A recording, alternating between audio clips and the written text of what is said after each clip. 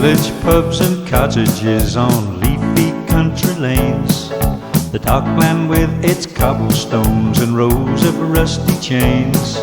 Memorize their magic and you'll have them as a mental souvenir. No point going anywhere when you can have it all right here. The windmill on the skyline with its rugged silhouette, the summer sunsets in the bay as good as you can get. A walk along the footpath passing underneath its leafy chandelier.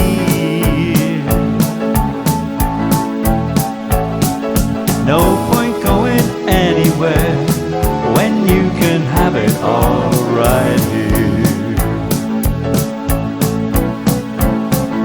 When I think of all the different places I have been, when I left these grassy meadows far behind, I can say there's nowhere else that I have ever seen to make me even start to change my mind.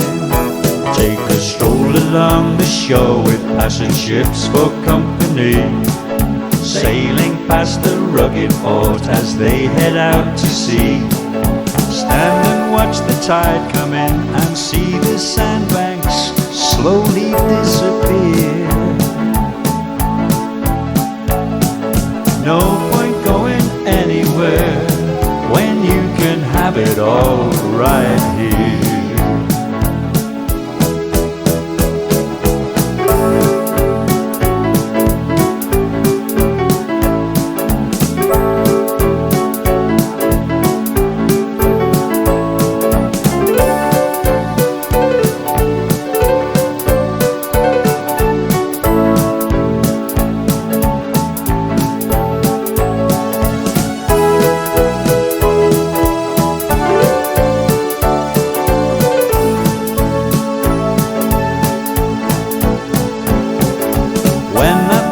All the different places I have been, when I left these grassy meadows far behind, I can say there's nowhere else that I have ever seen to make me even start to change my mind.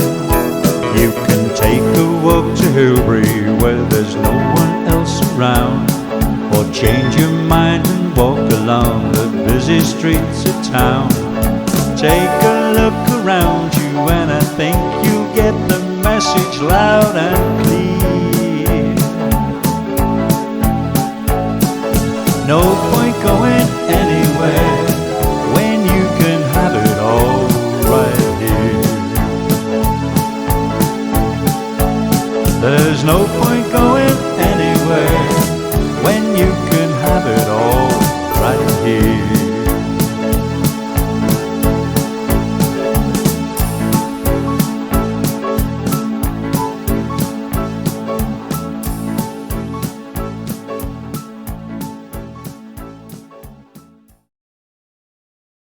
This is the present-day West Kirby, and it occupies the northwest corner of this wonderful peninsula.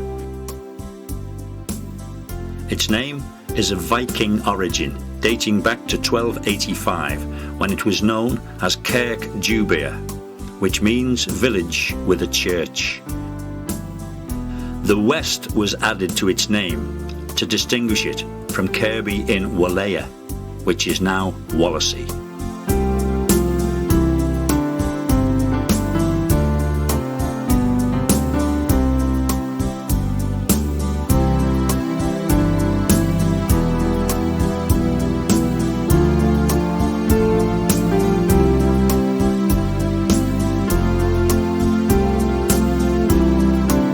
On the bustling main road lies the West Kirby Railway Station, which brings people into the area from as far afield as Liverpool, which is on the other end of the line. But this hasn't always been the only station here. Up until the 1960s, there was another station next to it, which was the northern end of the line which linked West Kirby to Hooton. This is where it was sited, now replaced by buildings and a through road. The last passenger steam train journey from here took place on the 15th of September 1956. The engine was number 4122. Seen here during its many years of faithful service. We will now recreate that historic journey as we head towards Hooton on the original route, which began by going beneath the bottom of Grange Hill. The humpback bridge has since been removed and the road levelled out.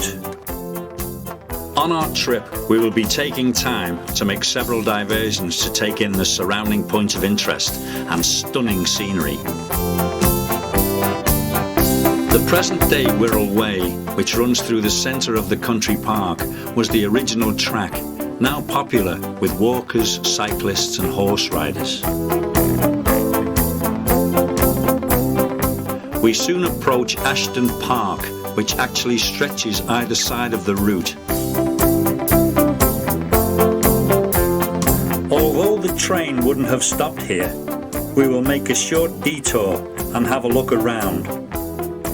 With its picturesque lake and varied bird life, it offers a small oasis away from the noisy traffic.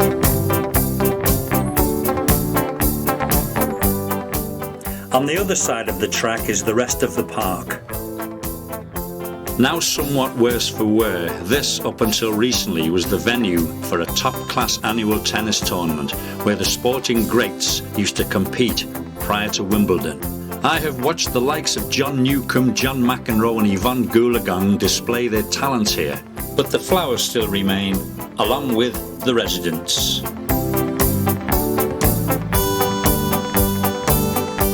Back on track, we pass under arched bridges with their undersides still blackened from years of steam and smoke.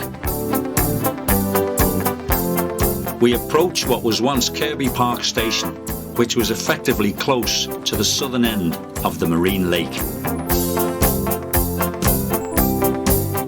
Gradually, we leave the houses with their high garden fences behind us.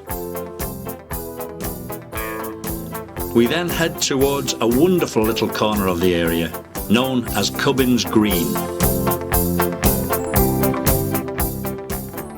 Here we can again take a small detour from our journey and enjoy the breathtaking views of the Welsh hills across the estuary and breathe in the clean fresh air that Wirral permanently provides.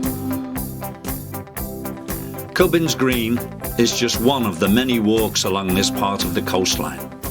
To me, it doesn't get any better than this.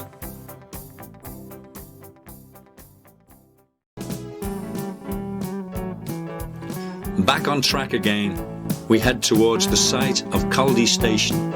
No evidence of this remains, but we can stop here for a while and take a short walk down to the coast again, which is virtually a stone's throw away.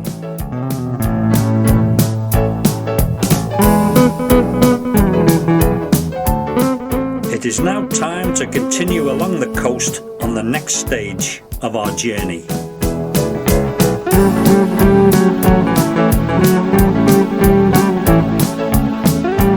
We soon approach where the track once went over Croft Drive.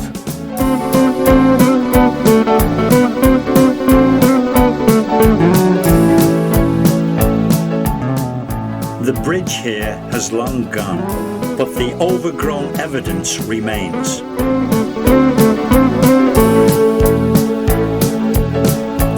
If you listen carefully, you can still hear the train as it rattles over the road just above your head.